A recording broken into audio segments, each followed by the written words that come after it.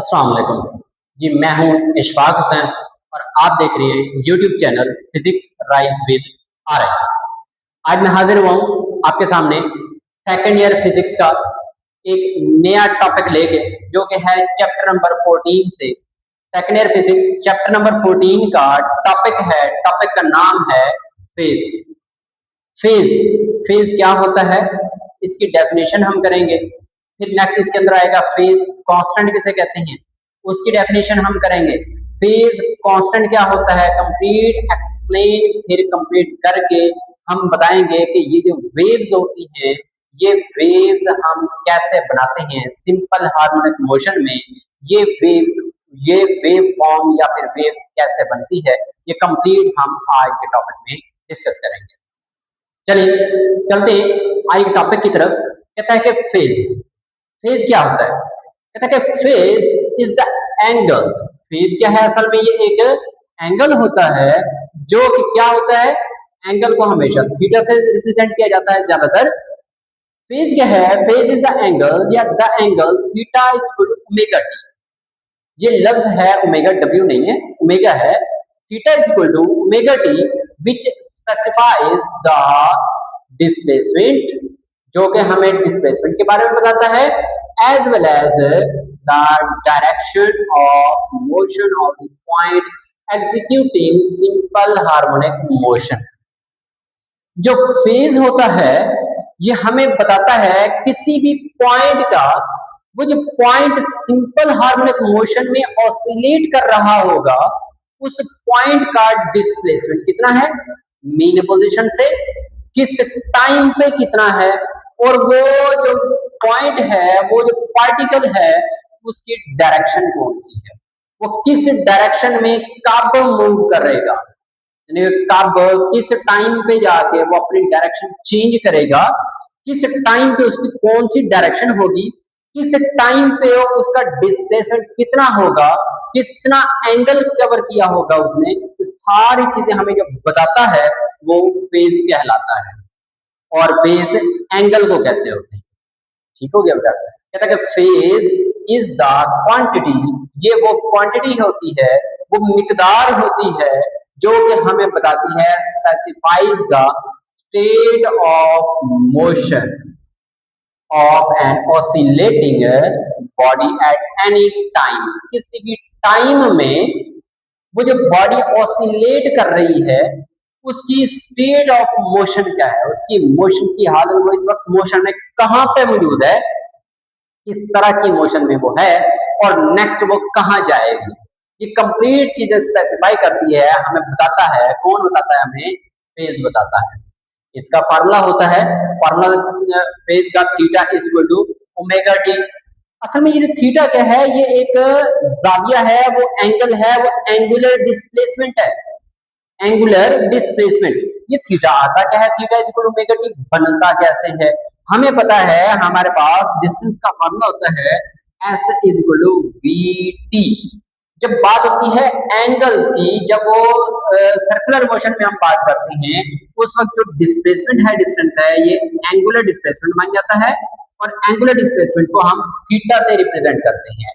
जबकि जो v है वेलोसिटी, ये लीनियर वेलोसिटी है, जबकि जब वो सर्कल में मूव करेगी, रोटेट करेगी, तो एंगुलर वेलोसिटी को हम ओमेगा से रिप्रेजेंट करते हैं, और साथ में जो टाइम है वो t आ गया। तो इस तरीके से theta equal to omega t, ये बन जाता है इसका फार्मूला फेज का। ये फार्मूला है। जबकि फेज का जो यूनिट होता है, तो ये एक एंगल है, एंगल का यूनिट होता है वो रेडियन होता है, यानी कि फेज को हम रेडियन में मेजर करते हैं।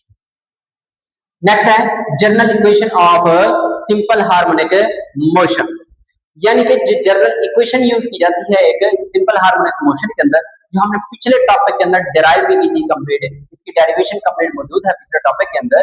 क्या है, displacement of projection of the body moving in a circle executing simple harmonic motion on the diameter of circle is given as, यानी कि ऐसी ऑब्जेक्ट जो कि सर्कल में मूव कर रही है, सर्कल में मूव करते हुए वो क्या कर रही है, सिंपल हार्मोनिक मोशन में मूव कर रही है, उस बॉडी का जो डिस्प्लेसमेंट होता है, उसके लिए फार्मूला ये यूज किया जाता है, x is equal to x naught cos theta. ठीक हो गया बेटा। थीटा जो है हमने अभी अभी निकाला, थीटा इक्वल ओमेगा टी होता है फेज के अंदर, तो हम थीटा की जगह पे ये ओमेगा टी पुट कर देंगे, हमें बन जाएगा x equal x not cos of omega t. मजीद इसके लिए फार्मूला एक और यूज किया जाता है, x equal x not cos of omega t plus pi. अब ये प्लस पाई क्या चीज है, इसका नाम होता है फेज कांस्टेंट। ये एक कांस्टेंट फेज है, ये ऑलरेडी कवर्ड डिस्प्लेसमेंट है, ये ऑलरेडी कवर्ड एंगल है, जब हमने मोशन स्टार्ट करने से पहले किया था, ये फिक्स होता है। इसके बारे में हम यहाँ से स्टार्ट करते हैं, फेज कांस्टेंट कहते हैं इसको, पाई को। ये क्या चीज होती है फेज कांस्टेंट? कहता है the phase of the body before starting the time, यानी कि जब बॉडी का टाइम स्टार्ट होने वाला था, स्टार्ट जब हमने करना था, करने से पहले बॉडी ऑलरेडी कुछ ना कुछ वो फेज कवर कर चुका था। इसकी एग्जांपल लेते हैं, यहां से समझते हैं थोड़ा सा। यहाँ क्या कि हमारे पास ये बॉडी यानी कि सर्कल में रोटेट करेगी, ये उसकी फिक्स पोजीशन है, मीन पोजीशन है, ये पॉइंट है ए। ठीक हो गया। पॉइंट ए पे बॉडी पहले मौजूद थी, पॉइंट ए पे, जबकि जब हमने उसको डिस्कवर करना है, आगे मूव करना है उस बॉडी ने, यानी कि वो रोटेट करना है along the circumference of the circle. अब पहले बॉडी ए पे मौजूद है अगर, तो वो जीरो पे मौजूद है, उसके लिए जो ये फेज कांस्टेंट की वैल्यू है, पाई की वैल्यू है, वो जीरो है। उसने स्टार्ट जब हम टाइम करेंगे तो वो जीरो पे मौजूद है। जबकि फर्ज कर लें ऐसा हो रहा है, हमारे टाइम स्टार्ट करने से पहले, हमारी ऑब्जर्वेशन करने से पहले, यानी कि हम जब बॉडी को देख रहे थे ना, सीधी बॉडी यानी कि रोटेट कर रही है सर्कल के अंदर, हमारी ऑब्जर्वेशन करने से पहले वो बॉडी इधर से मूव करके इधर जो है ना वो पहुंची हुई थी इस पॉइंट पे। ठीक हो गया। यानी कि हमने जब ऑब्जर्व किया वो ऑब्जेक्ट इधर नहीं थी, वो ऑब्जेक्ट इधर पहुंची हुई थी। अब ये जो ऑलरेडी उसका कवर्ड डिस्प्लेसमेंट होगा, ये जो एंगल होगा, इसका नाम पाई होगा, हमारी ऑब्जर्वेशन से पहले कवर किया हुआ, इसको हम पाई का नाम देंगे। यानी कि हमारे जो टाइम स्टार्ट किया, जब हमारी मोशन हमने स्टार्ट करनी थी, उस मोशन स्टार्ट करने से पहले जो उसका फेज होगा वो फेज कांस्टेंट होगा। यानी कि अब जब हम टाइम स्टार्ट कर दिया, हमने यहाँ से टाइम स्टार्ट किया, थोड़ी देर के बाद ऑब्जेक्ट पहुंच गई इधर इस पॉइंट पे, हमने अपना टाइम क्लोज कर दिया। अब यहाँ से लेकर ये वाला जो होगा ये हमारा टाइम है, जब हमने नोट किया ये वाला जो था ये उसका पहले वाला है, जबकि एंगल जो मेजर किया जाता है जो होगा हमारे जो फेज होगा वो तो ये होगा theta equal to omega t. हमारे लिए तो ये काम आएगा, ये वाला ये उसके अंदर एडिशनल मौजूद है, पहले से कवर्ड है, क्योंकि हमने इसको कंपेयर करना है इस ऑब्जेक्ट को। यहाँ से जो ये कंपेयर करेंगे हम कंपेयर करेंगे उसका इनिशियल एक्स एक्सेस से कंपेयर करेंगे, जबकि एक्स एक्सेस से यहाँ से लेकर इधर तक का कुल जो एंगल बनेगा उसके अंदर ये फाई भी शामिल होगा, ओमेगा टी भी शामिल होगा। अब कंप्लीट जो एंगल बनेगा वो बनेगा ओमेगा टी प्लस फाई। अब ऑब्जेक्ट इस जगह पे हो, इस जगह पे हो, इस जगह पे हो, जहां पे मर्जी ऑब्जेक्ट जाती है उसके अंदर ये वाली चीज में शामिल रहेगी नहीं, इतना तो उसके अंदर ऑलरेडी कवर्ड था ना, इसलिए जो है ना ये इक्वेशन ये बन जाती है क्या कि x equal x naught cos of omega t, ये हमारा कवर्ड प्लस उसके अंदर जो पहले से कवर किया हुआ था वो वाला आ चुका। ठीक हो गया बेटा। ये इस चीज का नाम ये फेज कांस्टेंट है, ये कांस्टेंट वैल्यू होती है ऑलरेडी जो पहले से मौजूद होती है। ये टाइम जीरो स्टार्ट करने से पहले, लेकिन जब टाइम जीरो था ना ये पहले से एंगल उसके अंदर मौजूद था, ये कहलाता है फेज कांस्टेंट। यही है कि pi is the initial phase at time zero, यानी कि जब टाइम जीरो था ये उस वक्त उसका इनिशियल फेज कवर्ड था। फिर कहता है quantity pi represents the phase difference. ये जो पाई है ये वाला ये फेज डिफरेंस के बारे में बताती है, ये तो फेज का डिफरेंस बताती है हमें, यही जो इतना फेज कितना है और ये पहले से ऑलरेडी फेज कितना था between the stage of motion of oscillator, या फिर ये दो या दो से ज्यादा ऑसिलेटर का भी आपस में ये डिफरेंस हमें फेज के बारे में बताता है। ठीक हो गया। मजीद इसको एक्सप्लेन करते हैं थोड़ा सा, ये फेज डिफरेंस के बारे में, फेज कांस्टेंट के बारे में मजीद एक्सप्लेनेशन करते हैं कि जैसे जैसे फेज कांस्टेंट चेंज होता जाएगा, जैसे जैसे फेज चेंज होता जाएगा, तो बॉडी की जो मोशन है जो हमने स्टार्ट के अंदर पढ़ा था, उसकी जो डिस्प्लेसमेंट है वो कितना होता जाएगा। ठीक है, क्योंकि अगर फर्ज कर लें, हम क्या करते हैं इसी को थोड़ा सा एक्सप्लेन करते हैं थोड़ा सा मजीद। ठीक है, फर्ज कर लें पहले जो बॉडी है वो यहाँ पे मौजूद है, हम एक लाइन लगा रहे हैं यहाँ पे, ये वाली। ठीक है, हमने इस लाइन पे गौर करना है थोड़ा सा, और ये इसकी लाइन की भी मेन पोजीशन है। जब बॉडी थी यहाँ पे, इसका हमने प्रोजेक्शन ड्रा किया, यहाँ पे ये वाला हो गया। स्टार्ट के अंदर बॉडी का जो इनिशियल डिस्प्लेसमेंट है वो मैक्सिमम, जैसे ही बॉडी थोड़ी सी ऊपर पहुंची, यहाँ पे पहुंची, इधर से अगर हम कवर करवाएंगे देखेंगे तो ये बन गया। अब जो डिस्प्लेसमेंट पहले इधर था, अब जैसे बॉडी ऊपर वो कवर किया, एंगल बढ़ गया, अब उसका थोड़ा सा कम हो गया। मजीद बॉडी जब यहाँ पे पहुंची तो इसका अगर हम ड्रा करेंगे तो वो ये बन जाएगा। जब बॉडी पहुंचेगी यहाँ पे एंगल 90 डिग्री पे, उस वक्त उसका फेज कम होते होते इधर से ड्रा करेंगे तो वो मीन पोजीशन पे पहुंच जाएगा। फिर जैसे जैसे बॉडी आगे जाएगी तो उसका फेज आगे बढ़ना शुरू हो जाएगा। एक फेज आगे बढ़ेगा तो डिस्प्लेसमेंट बढ़ना शुरू हो जाएगा, लेकिन दूसरी डायरेक्शन में, नेगेटिव डायरेक्शन में। ये होगा उस वक्त इधर पहुंच जाएगा, जब इधर पहुंचा उस वक्त, यानी कि जब इधर पहुंचेगा उस वक्त मैक्सिमम डिस्प्लेसमेंट हो जाएगा। फिर इधर से जब ये जाएगा डिस्प्लेसमेंट वापस आना शुरू हो जाएगा, और जब बॉडी पहुंचेगी इधर मीन पोजीशन पे हो जाएगा।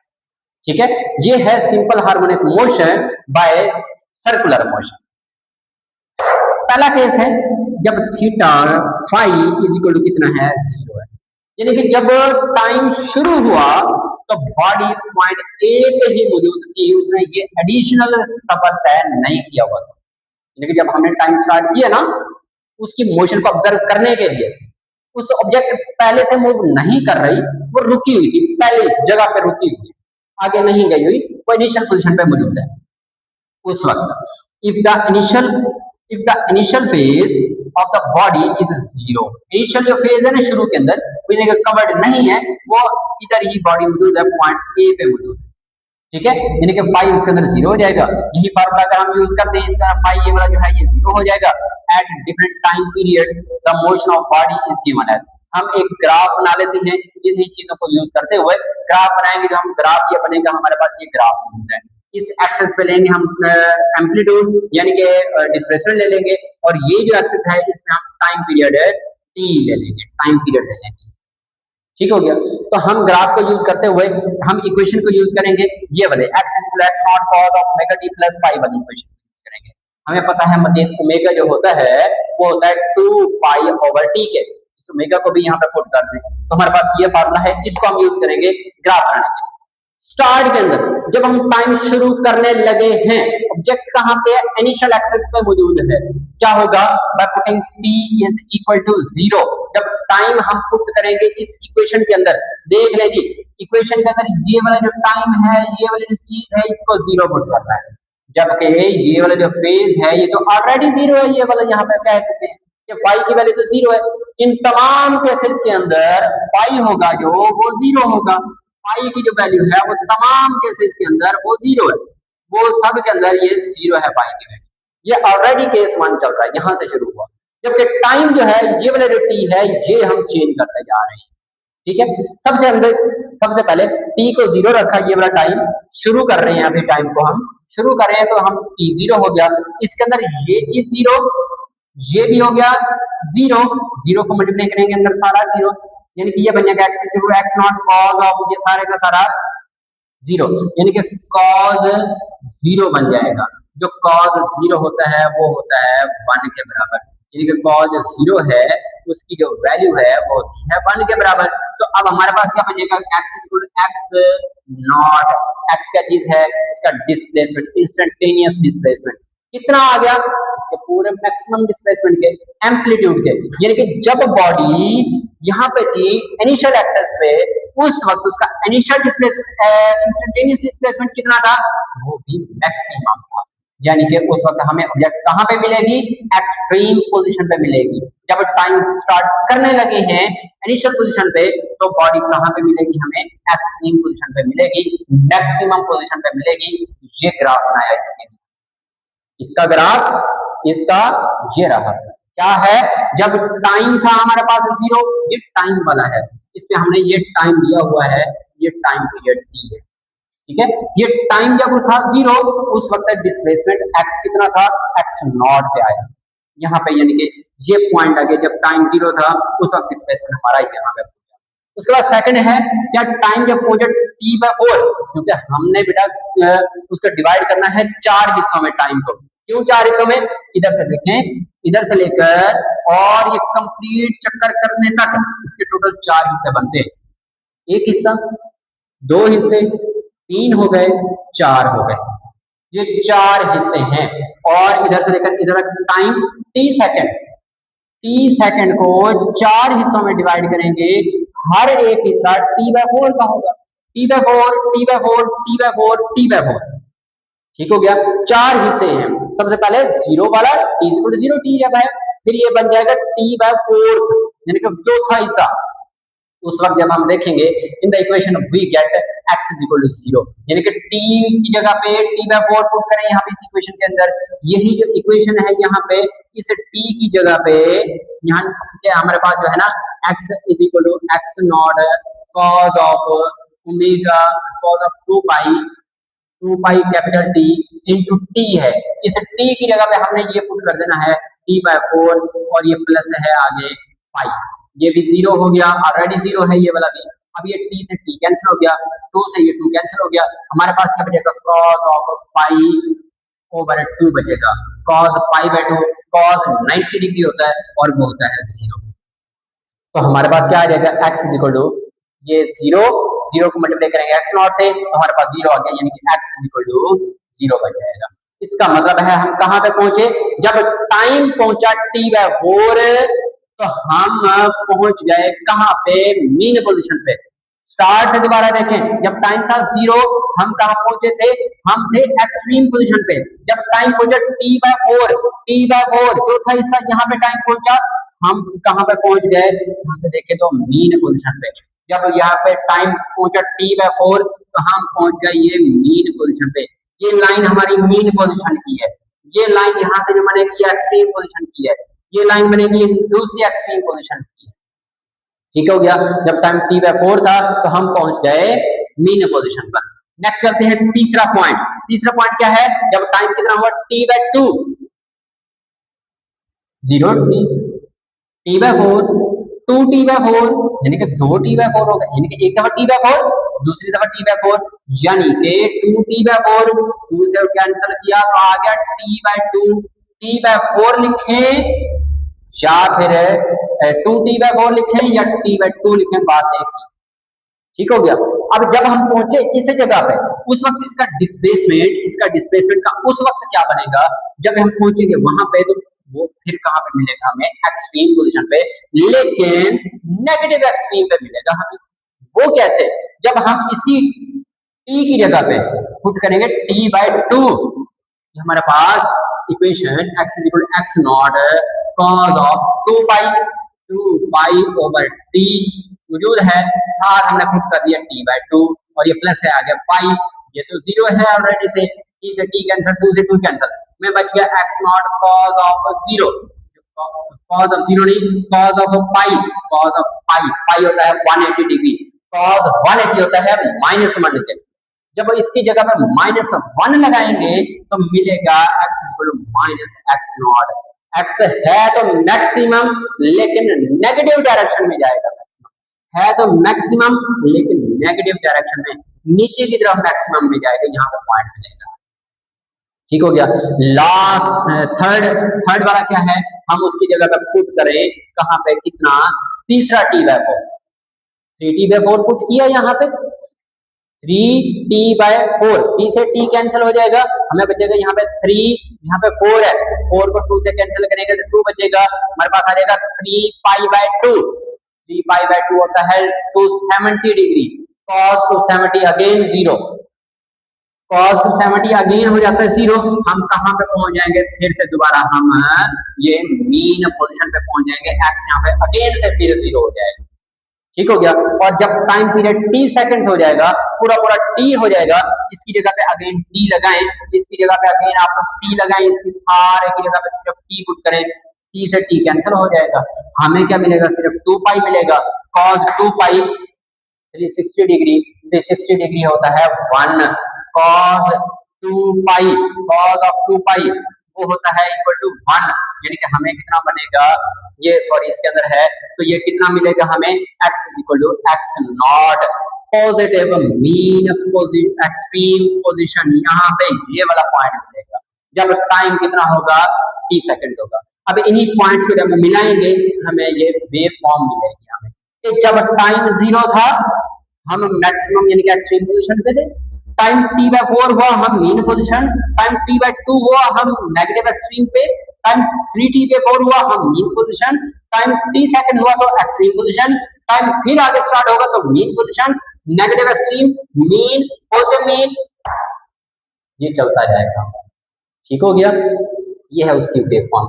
ये तब था जब इनिशियल उसका पॉइंट ए पे था, यानी कि उसने इनिशियली डिस्कवर नहीं किया था। अब अगर फर्ज कर दें उसने पहले जो है ना उसका पेज कवर्ड है, ये वाला काम भी नहीं है उसके अंदर क्या है कैसा है, हमें इसी को थोड़ा सा सेट कर देता हूँ, डायग्राम बनाने की थोड़ी सी जगह कम हो गई है तो ऐसे कर देते हैं। उसने वो ऑलरेडी बॉडी यहाँ पे ये है, कहाँ पे, इस जगह पे पॉइंट मौजूद है, इस जगह पे, यानी कि जब हम टाइम स्टार्ट करने वाले हैं ना तो बॉडी पहले से 90 डिग्री ऑलरेडी कवर्ड किया हुआ है उसने एंगल, यानी कि हम जब टाइम स्टार्ट करने लगे बॉडी इधर पहुंची हुई थी, इधर जाके हमने टाइम इसका स्टार्ट किया, जब टाइम स्टार्ट करेंगे बॉडी पहुंची हुई है, टाइम 0 पुट किया, उसी इक्वेशन को यूज करेंगे, x equal to x not cos of 2 pi over t into t plus pi. अब ये जो पाई है इसकी जगह पे 90 डिग्री रहेगा सब के अंदर, यहाँ पे भी पाई इक्वल 90 रहेगा, यहाँ पे भी पाई इक्वल 90 रहेगा, ये भी पाई इक्वल 90 रहेगा, और यहाँ पे भी pi equal 90, pi is equal to 90 degree, ये सब के अंदर रहेगा।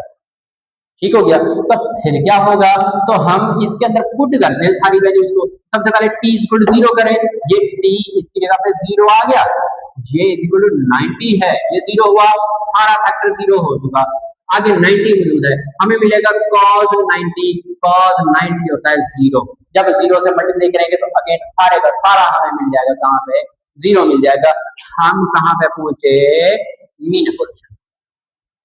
ठीक हो गया, फिर आगे सेकंड केस है इसका, कितना पुट किया, t/4, यानी कि इधर से पहले थी ना, हम कहाँ पे थे, मीन पोजीशन, अब इधर पहुंच गए t/4, ये वाला टाइम जब हम इसके अंदर पुट करेंगे, t की जगह पे इसकी जगह पे t/4 पुट करेंगे, t से t कैंसिल हो जाएगा, 4 से ये कैंसिल हो जाएगा, 2 आ जाएगा, यानी कि हमें मिलेगा π/2 प्लस आगे फिर से 90 मौजूद है, π/2 भी 90, आगे से फिर 90, 90 90 180, cos ऑफ 180, cos ऑफ 180 होता है -1, जब -1 यहाँ पे पुट करेंगे तो हमें मिलेगा x equal to -x naught, हमें ये मिलेगा, यानी कि जब टाइम हुआ t/4 हम पहुंचे नेगेटिव एक्सट्रीम की तरफ, फिर जब टाइम पहुंचा t/2, तीसरा टाइम हम उसके अंदर पुट करेंगे इधर से ये वाला, फिर हमें मीन पे पहुंचना पड़ेगा, फिर से हम मीन पे पहुंच जाएंगे, t/2 पुट करें उसी इक्वेशन के अंदर, ये t की जगह पे t/2 पुट करें, 2 से 2 कैंसिल हो जाएगा, t से t कैंसिल हो जाएगा, हमें मिलेगा सिर्फ पाई, पाई कितना होता है 180 डिग्री, 180 प्लस यहाँ पे मिलेगा कितना 90, 180 प्लस 90 होता है 270, 270 पे cos अगेन 0 हो जाता है, जब ये सारा 0 हो जाएगा हमें कितना मिलेगा, x की जगह ये वाला 3t/2 जब हमने उसके अंदर पुट किया उस वक्त हमें मिला ये वाला, ये पॉइंट मिल जाएगा हमें उसका। हम स्टार्ट करते हैं नेक्स्ट आगे 3t/4, 3t/4 हम इसके अंदर पुट करेंगे, जब हम पुट करेंगे 3t/4 इसकी जगह पे 3t/4 हम जब हम पुट करेंगे इसकी जगह पे 4 से 2 कैंसिल हो जाएगा, नीचे 2 बचेगा और 3 बचेगा, जब ऊपर 3 बचा और नीचे 2 बचेगा तो हम क्या वहां पे पहुंच जाएंगे, हम यहाँ पे पहुंच जाएंगे कि ये नेगेटिव मैक्सिमम। ठीक हो गया, जब हम उसके अंदर ये t सेकंड से पुट करेंगे, t की जगह पे ये t पुट करेंगे, t से t कैंसिल हो जाएगा, हमें यहाँ पे मिलेगा 2 पाई प्लस ये 90, 2 पाई प्लस 90, 2 पाई होता है 360 डिग्री, प्लस इसके अंदर करेंगे 90 डिग्री, तो ये 360 होता है यहाँ पे, 360 यहाँ पे प्लस 90 करेंगे अगेन इनिशियल पोजीशन पे, जो पोजीशन पहले थी वहीं पे पहुंच गए, हम पहुंच जाएंगे दोबारा से यहीं पे। ठीक हो गया बेटा, ये है हमारा एक कंप्लीट साइकिल।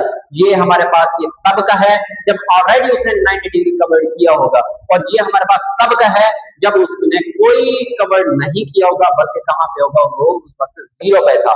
ये था बेटा हमारा आज का टॉपिक, जो कि किस चीज के बारे में था, फेज के बारे में था।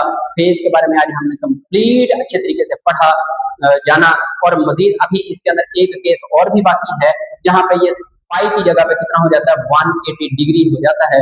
वो बेटा आप लोग खुद इसको कोशिश करेंगे कि जो ऑब्जेक्ट है उसने कितना, वो तकरीबन इधर से, ये इधर भी नहीं, ये भी हमने कर लिया, जब ऑब्जेक्ट इधर थी हमने ये कर लिया, जब ऑब्जेक्ट इधर थी हमने वो कर लिया, जब ऑब्जेक्ट इधर होगी वो आपके लिए असाइनमेंट, वो आप लोगों ने खुद से करना है। यानी कि वो पाई की जगह पे ये जो हमारे पास इसका एंगल है पाई, ये जो एंगल पाई है यहाँ पे, इसकी जगह पे आप पुट करेंगे 180 डिग्री, फिर हर एक की जगह पे यही वाला काम करते जाएंगे। 0 पुट करेंगे, ये टी की जगह पे 0 पुट करेंगे, फिर टी की जगह पे t/4 पुट करेंगे, फिर टी की जगह पे t/2 पुट करेंगे, फिर टी की जगह पे 3t/4 पुट करेंगे, फिर टी की जगह पे t पुट करेंगे, और डिफरेंट पोजिशन आती है। आपके पास यहाँ पे सबसे पहले नेगेटिव एक्सट्रीम आएगा, फिर मीन आएगा, फिर पॉजिटिव एक्सट्रीम आएगा, फिर मीन आएगा, फिर नेगेटिव एक्सट्रीम आएगा, और फाइनल हो जाएगा टी पे पहुंच जाएगा। ये कंप्लीट इस तरीके की एक और वेव फॉर्म बन जाएगी। थर्ड, ठीक हो गया बेटा, ये था आज का हमारा टॉपिक, जो कि एक बहुत ही इंपॉर्टेंट टॉपिक समझा जाता है कॉन्सेप्ट के हवाले से।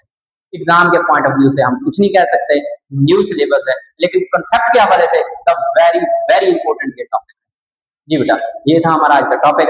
अगर किसी को अभी भी इस टॉपिक के अंदर कोई कंफ्यूजन है, कोई भी किसी किस्म का कोई क्वेश्चन है, तो वो आप लोग डायरेक्ट कंसर्न कर सकते हैं, या अगर ये वाला आपसे 180 डिग्री वाला ना हो सके, इसकी जगह से 180 डिग्री वाला, तो आप कमेंट सेक्शन में मुझे बता सकते हैं, फिर आपको वो नोट्स के अंदर मैंने किया हुआ है, या कंप्लीट एक अलग से एक वीडियो आपके लिए वो 180 डिग्री के लिए मैं आज अपलोड कर दूंगा। ठीक हो गया बेटा, अल्लाह।